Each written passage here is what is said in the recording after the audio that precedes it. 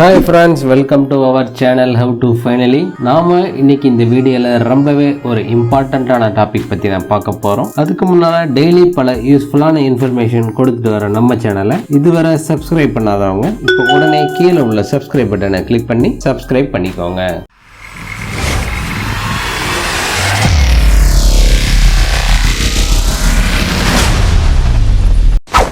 நாம இன்னைக்கு இந்த வீடியோல ரொம்பவே ஒரு இம்பார்ட்டன்டான டாபிக் பத்தி தான் பார்க்க போறோம். அது என்ன அப்படின்னு பார்த்துட்டீங்கன்னா, உங்களுடைய ஆதார் எண் வந்து எந்த வங்கி கணக்கோட இணைஞ்சிருக்கு அப்படிங்கிறது நம்ம ஆன்லைன்லயே செக் பண்ணிக்கலாம். இது வந்து இந்த கவர்மெண்ட்ல இருந்து மானியம் தராங்க பாருங்க, அதுக்கு ரொம்பவே பயனுள்ளதா இருக்கும். நீங்க இப்ப இந்த மகளிர் உரிமை தொகையா இருக்கட்டும், மேலும் கவர்மெண்ட்ல இருந்து கேஸ் மானியமா இருக்கட்டும், விவசாய மானியமா இருக்கட்டும், ஓஏபியா இருக்கட்டும், இப்படி கவர்மெண்ட்ல இருந்து நீங்க எதுவும் உங்களுக்கு பணம் வருது அப்படின்னா அது உங்களுடைய ஆதார் எண் எந்த வங்கி கணக்கோட இணைஞ்சிருக்கோ அந்த வங்கி கணக்கு தான் வரவு வைப்பாங்க. இப்ப ரீசெண்டா இந்த மகளிர் உரிமை தொகை ரூபாய் 1000 வழங்கினதுல நிறைய பேர் அவங்களுடைய வங்கி கணக்கோட ஆதார் எண்ணை சீடிங் பண்ணாம விட்டுட்டாங்க. அதனாலேயே அவங்களுக்கு அந்த பணம் வந்து சேரல. இப்போ நீங்க 2-3 அக்கௌண்ட் வச்சிருக்கீங்கன்னு வைங்க, உங்களுடைய ஆதார் எண் எந்த வங்கி கணக்கோட சீடிங் ஆயிருக்கு அப்படிங்கிறது நாம ஈஸியா தெரிஞ்சுக்கலாம். ஆன்லைன்லயே நீங்க தெரிஞ்சுக்கலாம், உங்க மொபைல்லயே தெரிஞ்சுக்கலாம். நீங்க லேப்டாப் வச்சிருந்தீங்கன்னா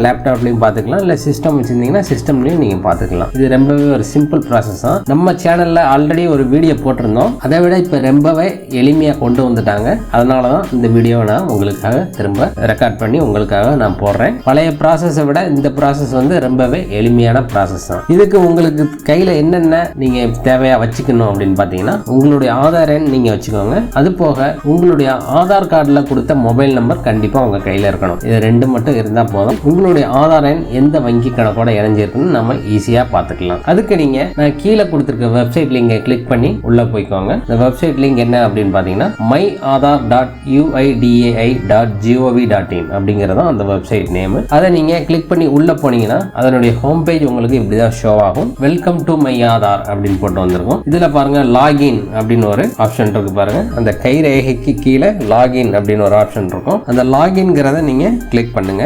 லாகின்ங்கிறத நீங்க கிளிக் பண்ணீங்கன்னா என்டர் ஆதார் அப்படின்னு ஃபர்ஸ்ட் ஒரு காலம் இருக்கும். அங்க வந்து உங்களுடைய ஆதார் எண்ணை நீங்க இங்க என்டர் பண்ணுங்க. உங்களுடைய ஆதார் எண்ணை நீங்க என்டர் பண்ணிட்டு 12 டிஜிட் ஆதார் எண்ணை நீங்க அங்க என்டர் பண்ணிட்டு கீழே கொடுத்திருக்க கேப்சாவை நீங்க கரெக்டா டைப் பண்ணிக்கோங்க. கேபிட்டல் லெட்டர்ஸ், ஸ்மால் லெட்டர்ஸ் நீங்க பார்த்து கரெக்டா டைப் பண்ணிக்கோங்க. டைப் பண்ணதுக்கு அப்புறம் அதுக்கு கீழே பாருங்க சென்ட் ஓடிபி அப்படிங்கிற ஒரு ஆப்ஷன் இருக்கும். அந்த ஆப்ஷனை நீங்க கிளிக் பண்ணுங்க. கிளிக் பண்ணீங்க அப்படின்னா கீழே ஓடிபி ஜெனரேஷன் சக்சஸ்ஃபுல் அப்படின்னு போட்டு நீங்க ஆதார் கார்டுல எந்த மொபைல் நம்பர் கொடுத்திருக்கீங்களோ அந்த மொபைல் நம்பருக்கு இப்போ ஒரு ஓடிபி வந்திருக்கும். அந்த ஓடிபியை பார்த்து நீங்க இங்க என்டர் பண்ணுங்க. அந்த ஓடிபி நீங்க இங்க என்டர் பண்ணதுக்கு அப்புறம் லாகின் அப்படிங்கறத நீங்க கொடுத்துருங்க. லாகின் அப்படின்னு நீங்க கொடுத்தீங்க அப்படின்னா சர்வீசஸ் அப்படின்னு போட்டு உங்களுக்கு புதிய பேஜ் ஓபன் ஆயிருக்கும். இப்போ நீங்க லாகின் பண்ணியாச்சு.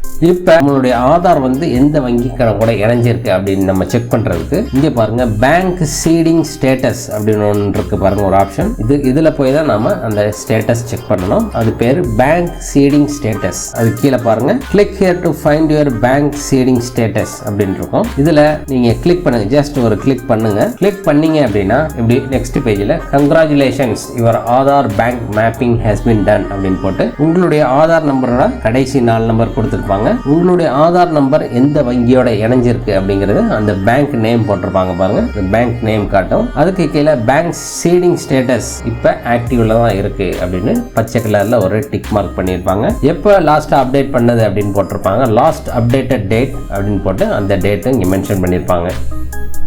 சப்போஸ் சில பேருக்கு ஆதார் வந்து எந்த பேங்க் அக்கௌண்ட்டையும் இணையல அப்படின்னு இருக்கும். அதுக்கும் நான் உங்களுக்கு இப்போ செக் பண்ணி காட்டுறேன்.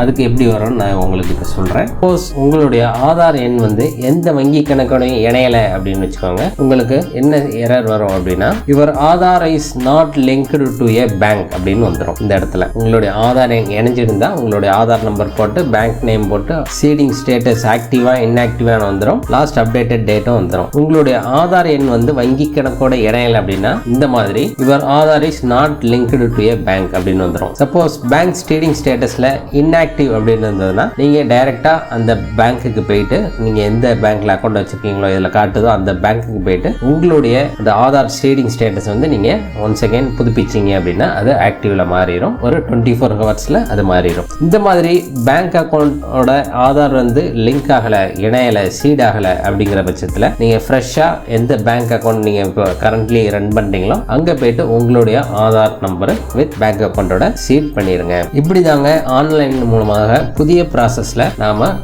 உங்களுடைய ஆதார் எண் எந்த வங்கி கணக்கோட இணைஞ்சிருக்கு அப்படிங்கிறது செக் பண்ற ப்ராசஸ். இதுக்கு முன்னால இருந்த ப்ராசஸ் வந்து கொஞ்சம் டிஃபிகல்ட் தான். இப்போ வந்து ரொம்பவே சிம்பிள் ஆகிட்டாங்க. அதனால இந்த வீடியோ நீங்க ஸ்கிப் பண்ண கடைசி வரையும் பார்த்துருந்தீங்க அப்படின்னா உங்களுக்கு தெளிவா புரிஞ்சிருக்கும். இந்த வீடியோ உங்களுக்கு ரொம்பவே பயனுள்ளதா அமைஞ்சிருக்கும் நான் நம்புறேன். இந்த வீடியோ உங்களுக்கு பிடிச்சிருந்தது அப்படின்னா இந்த வீடியோக்கு ஒரு லைக் கொடுங்க. இந்த வீடியோ உங்க ஃப்ரெண்ட்ஸ் அண்ட் ஃபேமிலி மெம்பர்ஸ் மற்றும் நீங்க ஏதாவது குரூப்ஸ் வச்சிருந்தீங்கன்னா அந்த குரூப்ஸுக்கும் இந்த வீடியோ ஷேர் பண்ணுங்க. மேலும் இன்னொரு நல்ல தகவலோட இன்னொரு வீடியோவில் நான் உங்களை சந்திக்கிறேன். நன்றி, வணக்கம்.